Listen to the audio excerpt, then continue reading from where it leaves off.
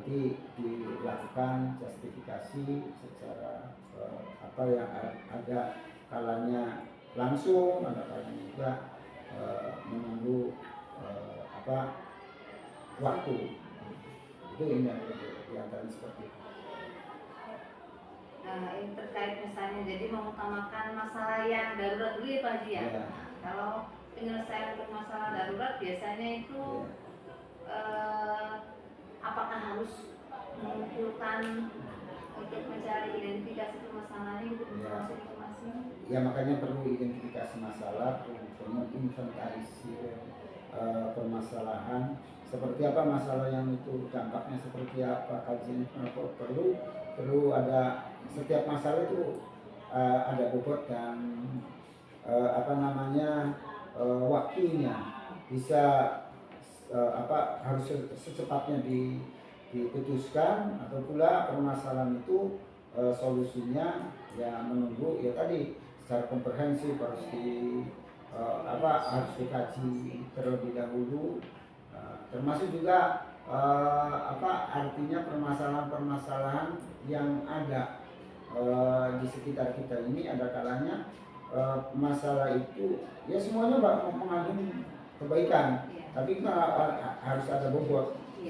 Mana yang agak ringan, mana yang agak berat, yang sedang dan lain sebagainya. Itu ya makanya di awal-awal kita menginventarisir permasalahannya seperti apa, sehingga cukup data kita memberikan justifikasi terhadap permasalahan, mencari solusi terhadap permasalahan.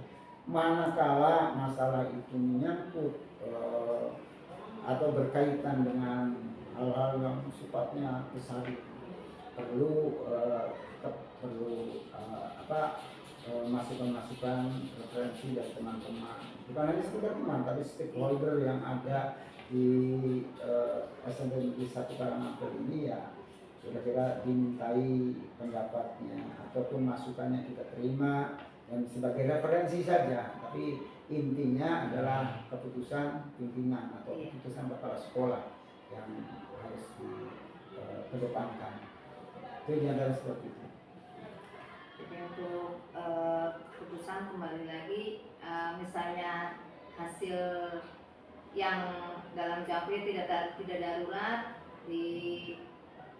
diobrolkan dulu Pak Haji ya, tadi mencari sumbernya. Tapi kalau darurat ya Pak Haji mengambil poin-poin misalnya yang berkepentingan ini, yang utamanya memegang perannya siapa gitu Pak Haji ya. Ya terkait dengan masalah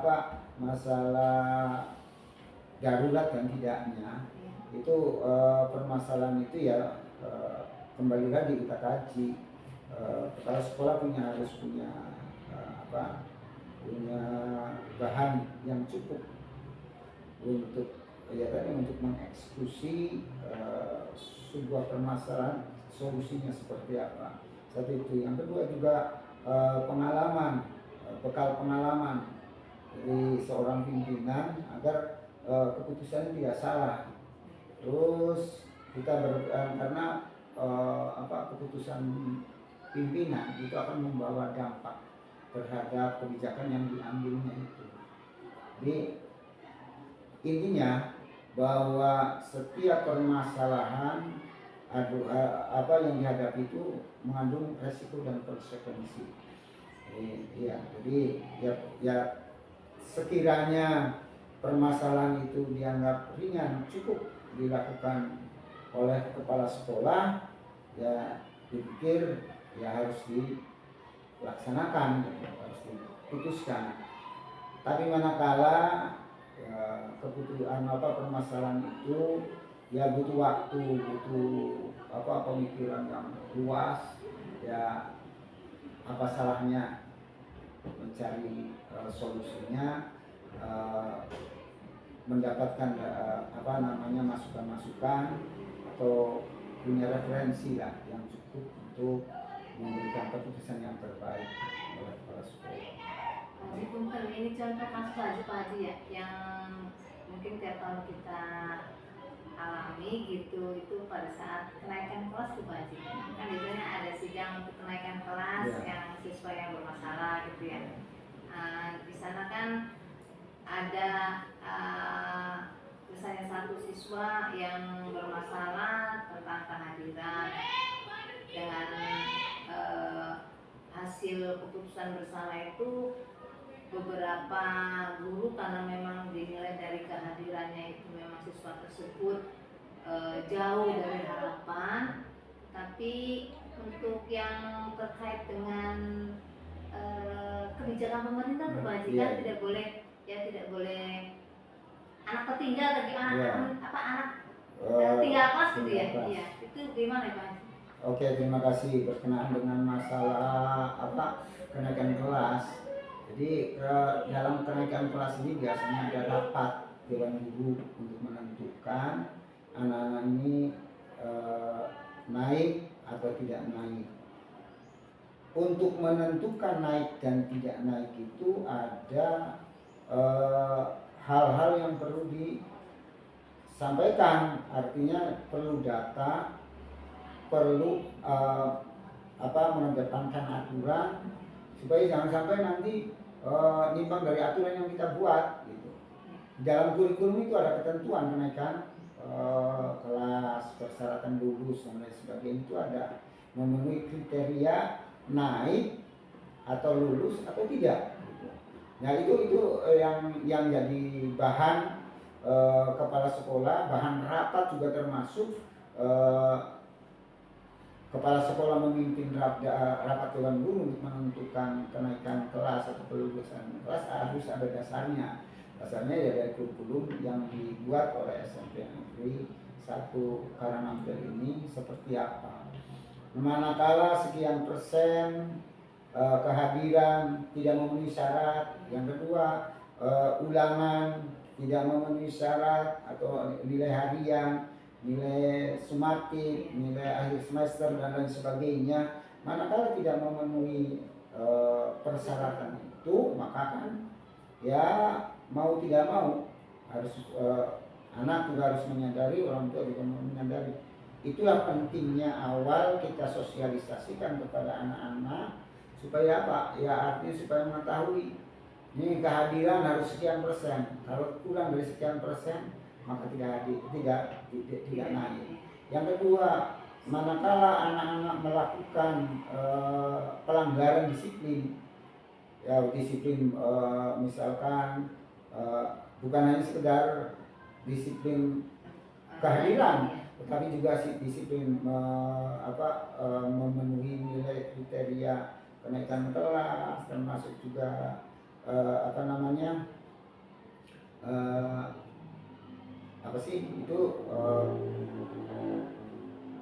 nilai misalkan ada sekian bulan, misalkan anak tidak hadir, ya ini juga sebenarnya sekolah harus ada upaya untuk home visit ke sekolahan, ke rumah. Di samping itu pula orang tua diberitahukan, jadi batas anak bisa naik kelas, kehadirannya seperti apa, nilainya seperti apa. Nah itu semua komponen keberhasilan pendidikan itu, satu diantaranya adalah dorongan dari kerjasama antara tripartit, pihak sekolah, pihak masyarakat maupun pihak orang tua. Manakala ketiganya ini tidak ada kerjasama, maka ya tidak akan terjadi peningkatan mutu pendidikan. Kalau misal ada anak yang tidak anak nih di rumah biasa bangun siang, kalau orang tuanya care terhadap aturan sekolah, ya pagi-pagi sudah dibangunkan, suruh sarapan anak, ini kerjasama, termasuk juga masyarakat. Tatkala ada sekelompok orang yang ya biasanya ada, kalau di kampung-kampung itu biasanya ada yang namanya rumah yang menyediakan game gitu, ya game, ada yang tempat nongkrong, warung-warung kecil. Biasanya banyak anak yang nggak ke sekolah tapi mampirnya di warung kecil, warung kopi atau warung apalah, di nyusup tempatnya tuh, itu biasanya digunakan oleh anak-anak untuk membawa sekolah. Kalau masyarakat itu sadar betul ya fungsinya bahwa pendidikan itu bukan hanya kewajibannya sebagai seorang guru, tetapi juga masyarakat berkewajiban, maka ya jangan sampai ada anak-anak yang nongkrong seperti itu tidak di waktu jam-jam belajar. Nah, ini juga bentuk kerjasama yang ini yang dilakukan oleh kepala sekolah. Itu sekolah akan kelihatan baik atau tidak manakala pelayanan terhadap masyarakat, juga termasuk juga bagaimana nih informasi di luaran sana terhadap sekolah kita. Itu juga jadi bahan referensi bagi kepala sekolah untuk menentukan suatu kebijakan. Ya, termasuk menentukan visi misi dan lain sebagainya, itu yang mengambil dari kebutuhan, mengakomodir aspirasi dari, termasuk dari kebutuhan masyarakat juga apa ya kan, termasuk kebutuhan ya pendidikan dewasa ini arahnya kemana, itu kita mengacu kepada itu sehingga tidak salah sasaran kita memberikan pendidikan itu. Nah, apalagi sekarang ini kita dihadapkan dengan problem media sosial yang begitu luar biasa pengaruhnya kepada peserta didik dalam rangka meracuni pemikiran itu, baik itu kekerasan, termasuk kekerasan seksual, termasuk juga artinya diskriminasi. Ini banyak konten-konten yang sengaja dipamerkan oleh orang-orang tertentu yang tidak paham terhadap pendidikan. Ini akhirnya akan menyebar. Ini termasuk juga PR besar kita, PR besar pendidikan ya, menghadapi hal-hal yang semacam ini. Media sosial termasuk juga pengaruhnya sungguh sangat luar biasa. Ya. Itu diantaranya seperti itu. Sehingga gambaran kepala sekolah untuk menentukan suatu keputusan itu tidak salah sasaran, arti mengkaji dari berbagai sisi. Ya, terima kasih Pak Haji, ya Allah, terima kasih Pak Haji. Kelihatannya sosok kepala sekolah gampang, ternyata berat ya untuk membuat sebuah keputusan itu harus mempertimbangkan berbagai sisi. Ya, alhamdulillah untuk berbagi informasinya nih Pak Haji, pembelajaran buat saya ke depan, minimal saya sebagai pemimpin anak-anak saya Pak Haji di rumah supaya saya juga harus mendengarkan informasi dari lingkungan sekitar untuk terkait kita misalnya ada permasalahan dengan anak-anak terus terang saja ya, kita juga memberikan pendidikan, memberikan fasilitas ke siswa sebagai seorang guru, kita nggak lupa supaya dia sebagai sosok seorang ibu itu penting buat anak ya.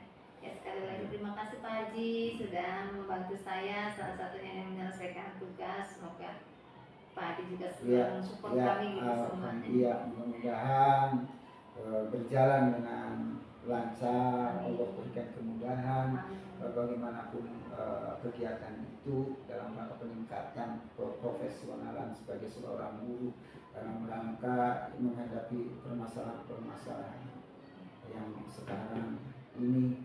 Aduh, tantangannya sungguh sangat besar dalam ini ya.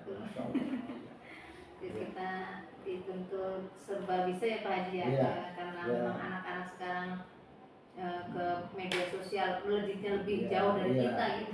Ya itulah hal yang terpenting bagi seorang guru adalah mendidik. Mendidik itu ya bukan hanya sekedar kita memberikan mentransfer knowledge-nya, tapi juga sikap afektifnya, psikomotornya, menjadikan suatu nilai yang sungguh sangat penting sekali bagi persiapan pembentukan karakter di masa depan anak-anak. Sebab sekarang tantangan kalau kita dulu ya, kita ini ya dihadapkan belum terpikirkan bagaimana sekarang teknologi yang begitu canggihnya kan, itu lompatan teknologi yang begitu luar biasanya itu, sehingga sekarang sudah dihadapkan kepada dunia yang serba digital. Ini juga perlu ditanamkan kepada anak-anak pentingnya mengadaptasi terhadap perkembangan teknologi. Kalau tidak ya ketinggalan. kalaupun ia tidak difilter terlebih dahulu, Iya. ya otomatis, waduh ramai anak-anak konten, anak-anak itu ada yang pembulian, ada pemerkosaan dan lain sebagainya. Aduh, ramai, masya Allah. Iya, iya, jangankan, iya kadang-kadang jangankan orang lain yang jauh, yang orang lain yang, ya orang sendiri saja, lingkungan sekitar, jangankan orang lain, bapak kandung, saudara kandung, orang tua itu, ya lingkungan kita kadang-kadang yang tidak terduga melakukan yang begitu kejamnya, karena seorang anak apa namanya membunuh atau menyakiti orang tua gitu. Sudah, iya, sudah itu makan sehari-hari, dan itu ya makan sehari-hari itu di media-media itu ya sudah tidak aneh lagi seperti itu. Nah, kita memfilter, membentengi, jangan sampai ya ikhtiar secara lahir ya kita upayakan seperti itu. Ikhtiar batin ya kita berdoa kepada Allah sehingga anak cucu, murid-murid kita jadi anak-anak yang soleh, solihah, kira-kira bisa ke depan itu ya menjunjung tinggi nilai-nilai kesantunan, nilai-nilai akhlak yang karimah gitu, akhlak yang mulia. Ya harapan seorang guru itu ya nggak ada lagi sih al-ilmu tafa'ul bihnya itu ya didahulukan, karena apa? Ya bergelutnya di situ ilmu yang bermanfaat, supaya bermanfaat ya diamalkan ke anak-anak. Ya itu ya sama-sama semoga ya berjalan, tugas itu berjalan sesuai dengan harapan. Saya juga di sini ya kira-kira bisa memfasilitasi rekan-rekan untuk memberikan pembelajaran kepada anak-anak supaya anak-anak ya belajarnya benar-benar sungguh-sungguh.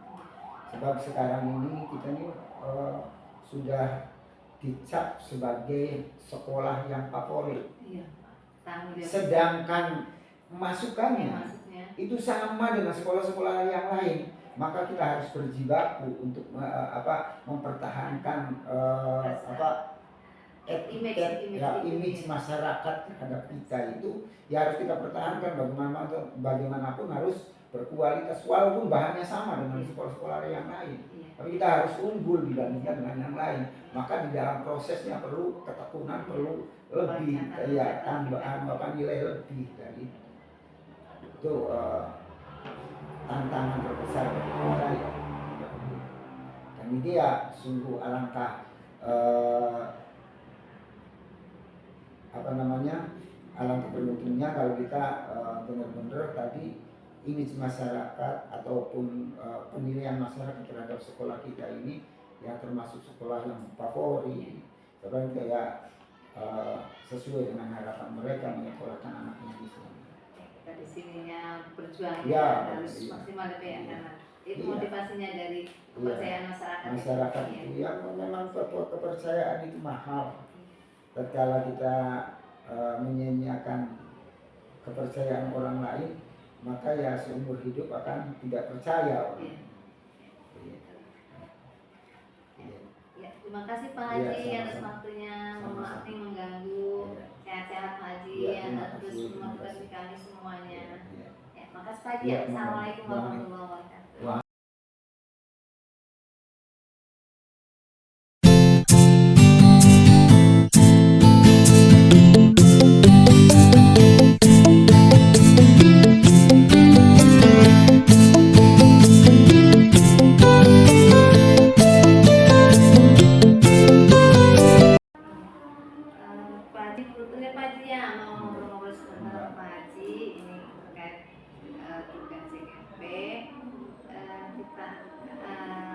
Saya minta untuk Pak Haji minta waktunya itu untuk membahas terkait pengambilan keputusan yang berbasis nilai-nilai sebagai seorang kepala sekolah Pak Haji ya.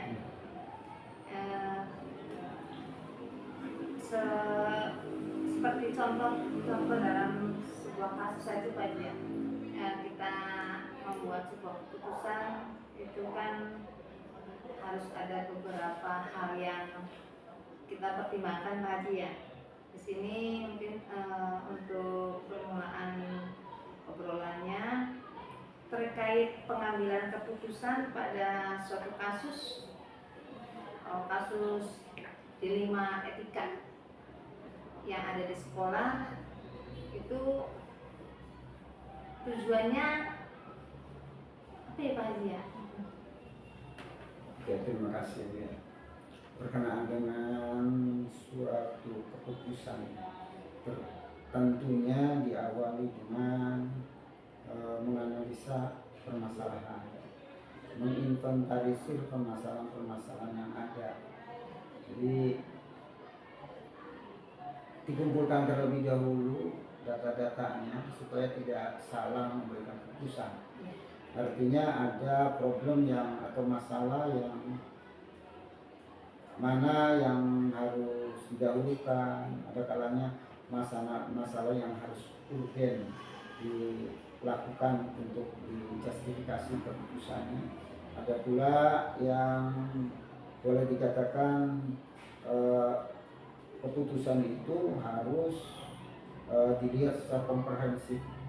Jadi kalau dampaknya seperti apa, oleh karena itu dianalisis terlebih dahulu atau menginventarisir segala permasalahan-permasalahan yang ada.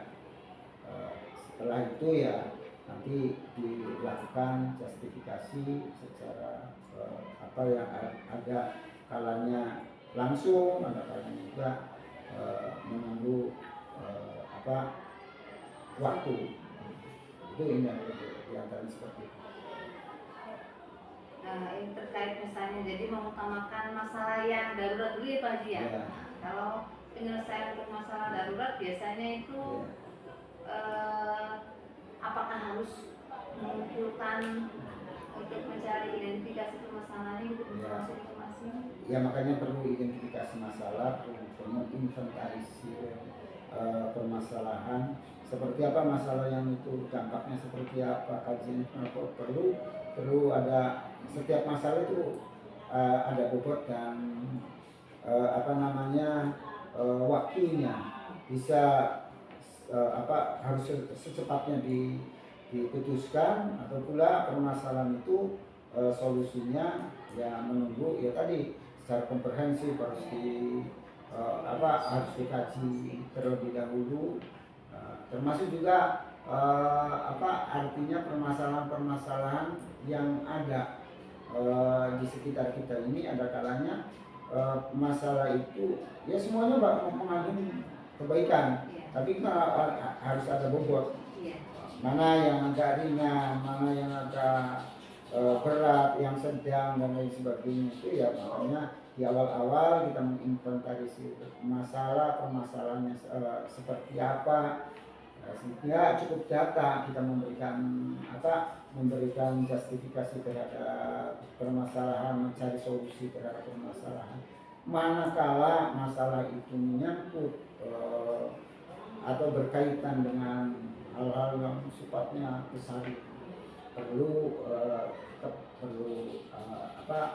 masukan-masukan, referensi dari teman-teman, bukan hanya sekedar teman tapi stakeholder yang ada di SMP Negeri 1 Karangapel ini. Ya kira-kira dimintai pendapatnya ataupun masukannya kita terima dan sebagai referensi saja, tapi intinya adalah keputusan pimpinan atau keputusan kepala sekolah yang harus dikedepankan. Itu diantara seperti itu. Jadi untuk keputusan kembali lagi, misalnya hasil yang dalam JAP tidak darurat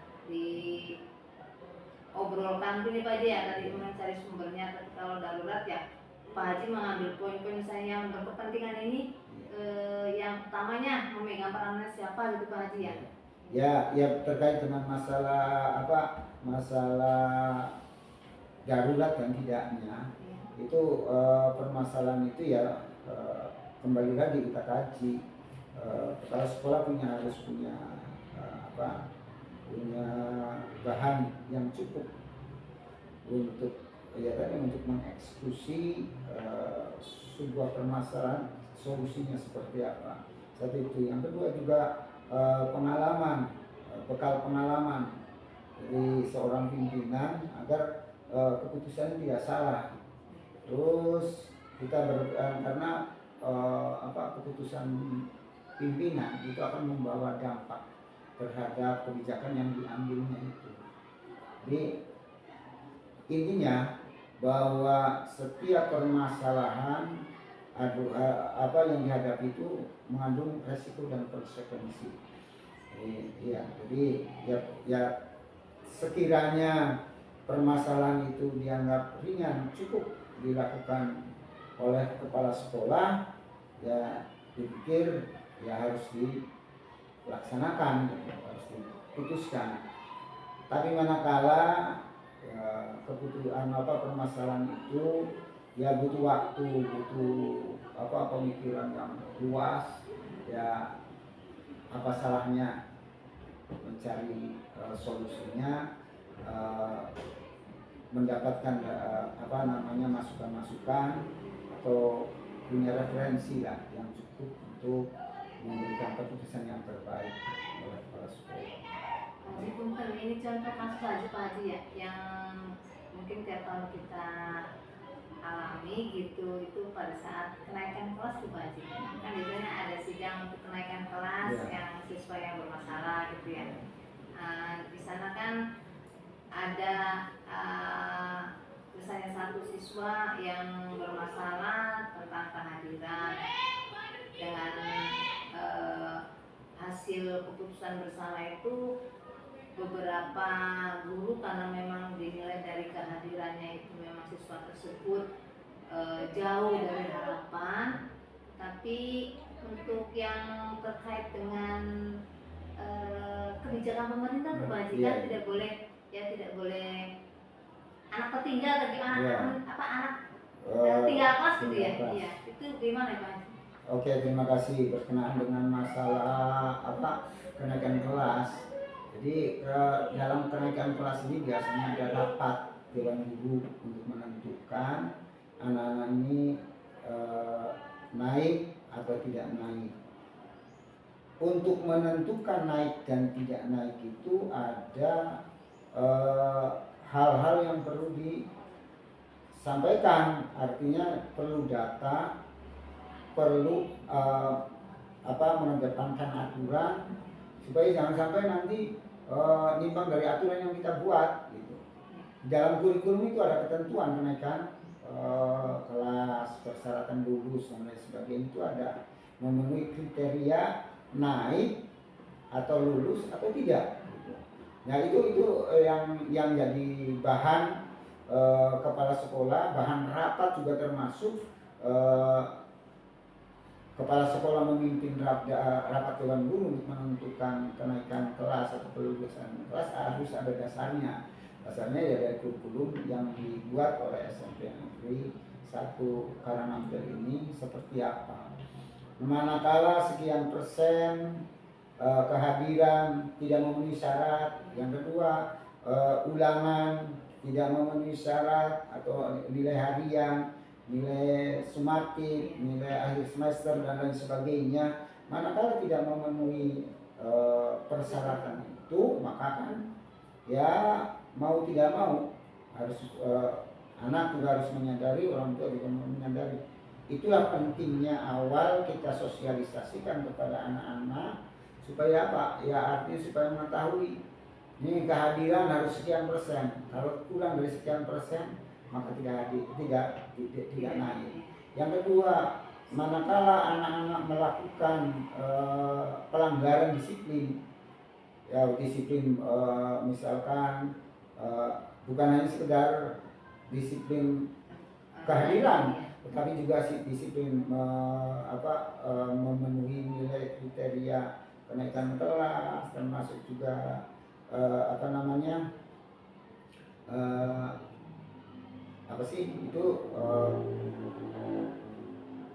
nilai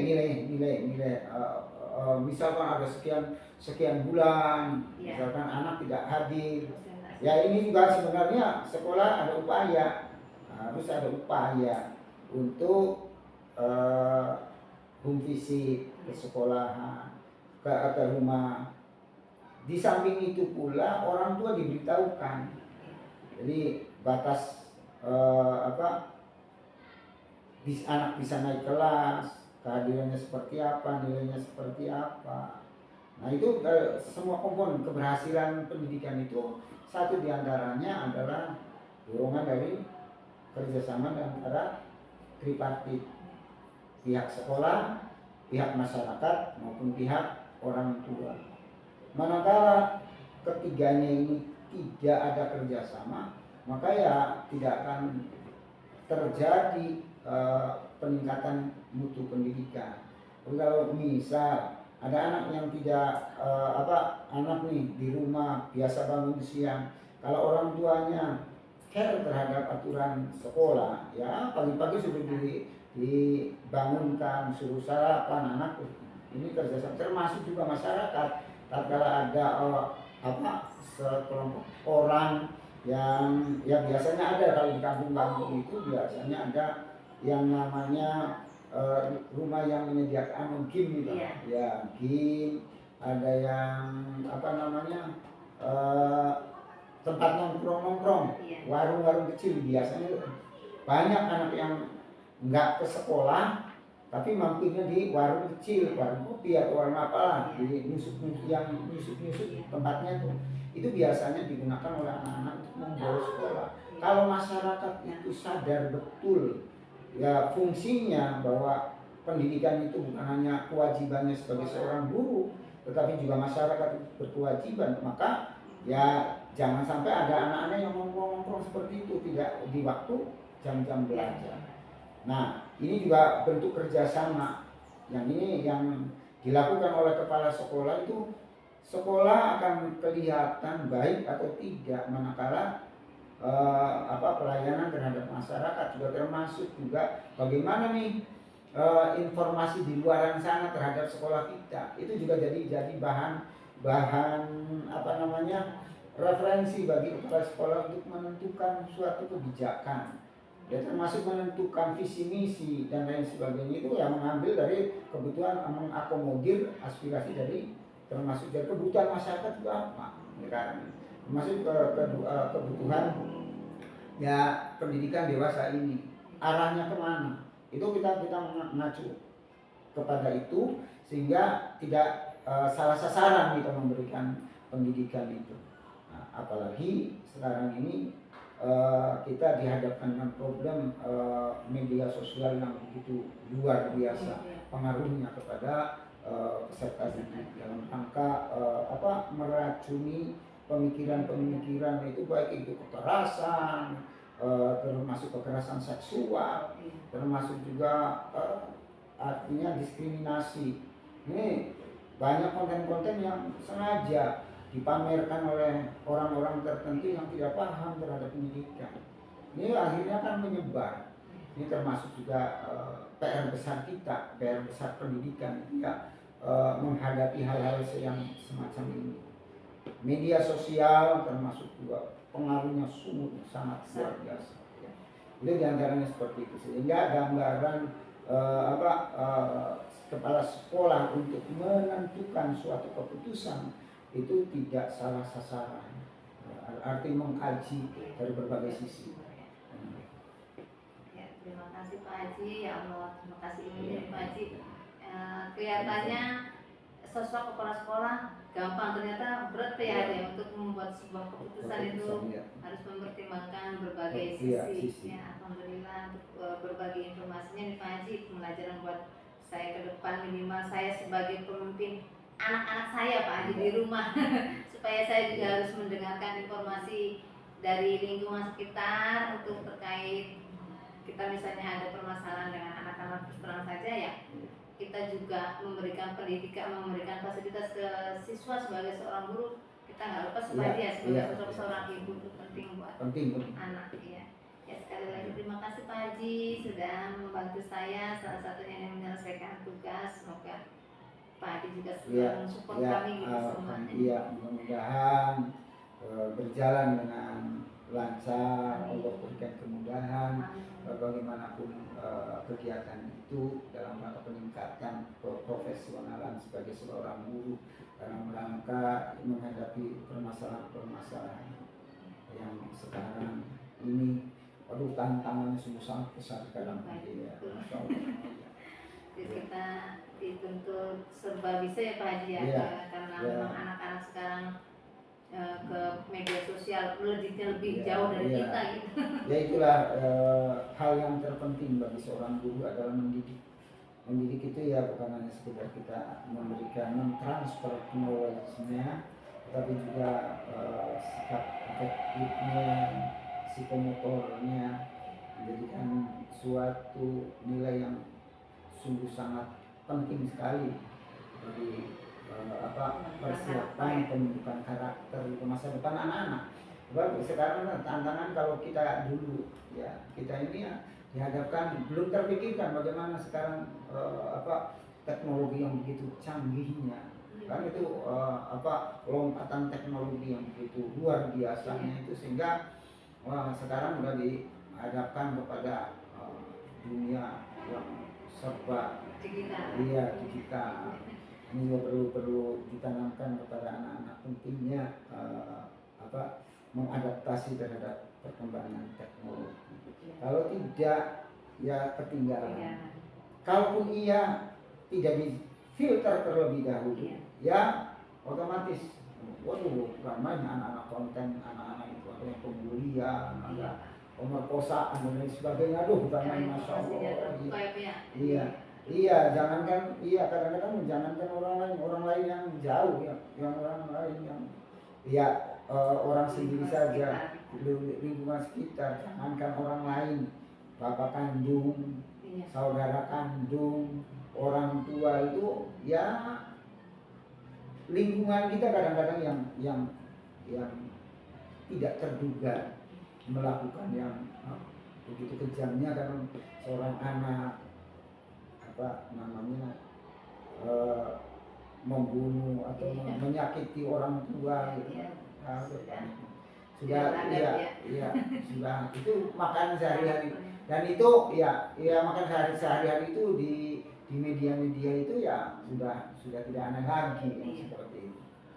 Nah, kita memfilter, membentengi jangan sampai ikhtiar secara lahir ya kita upayakan seperti itu. Ikhtiar batin ya kita berdoa kepada Allah semoga anak cucu murid-murid kita jadi anak-anak yang soleh solihah, kira-kira bisa ke depan itu ya menjunjung tinggi nilai-nilai kesantunan, nilai-nilai akhlak yang karimah gitu, akhlak yang mulia. Ya harapan seorang guru itu ya nggak ada lagi sih al-ilmu tafa'u bihnya itu ya didahulukan, karena apa? Ya bergelutnya di situ ilmu yang bermanfaat, supaya bermanfaat ya diamalkan ke anak-anak. Ya itu ya sama-sama semoga berjalan, tugas itu berjalan sesuai dengan harapan. Saya juga di sini ya kira-kira bisa memfasilitasi rekan-rekan untuk memberikan pembelajaran kepada anak-anak supaya anak-anak ya belajarnya benar-benar sungguh-sungguh. Sebab sekarang ini kita nih sudah dicap sebagai sekolah yang favorit, sedangkan masukannya itu sama dengan sekolah-sekolah yang lain. Maka kita harus berjibaku untuk mempertahankan image masyarakat terhadap kita itu ya harus kita pertahankan, bagaimanapun harus berkualitas walaupun bahannya sama dengan sekolah-sekolah yang lain. Tapi kita harus unggul dibandingkan dengan yang lain. Maka di dalam prosesnya perlu ketekunan, perlu lebih tambahan nilai lebih dari itu. Tantangan terbesar bagi kita ya ini dia sungguh alangkah alangkah beruntungnya kalau kita benar-benar tadi image masyarakat ataupun penilaian masyarakat terhadap sekolah kita ini yang termasuk sekolah yang favorit, sekarang kayak sesuai dengan harapan mereka menyekolahkan anaknya di sini. Kita di sininya berjuang Ya, harus iya. maksimal ya Pak ya, karena itu Iya. motivasinya dari kepercayaan masyarakat. Masyarakat Ya. itu yang memang kepercayaan itu mahal. Tatkala kita menyanyiakan kepercayaan orang lain, maka ya seumur hidup akan tidak percaya. Ya. Iya. Ya, terima kasih Pak Iya, Haji atas sama-sama. waktunya, mohon Sama-sama. maaf nih mengganggu. Iya. Sehat-sehat Pak Haji Iya, ya, terima terus kasih, terima motivasi kasih. kami semuanya. Iya. Ya, makasih Pak Haji. Iya, Assalamualaikum mohon. warahmatullahi wabarakatuh.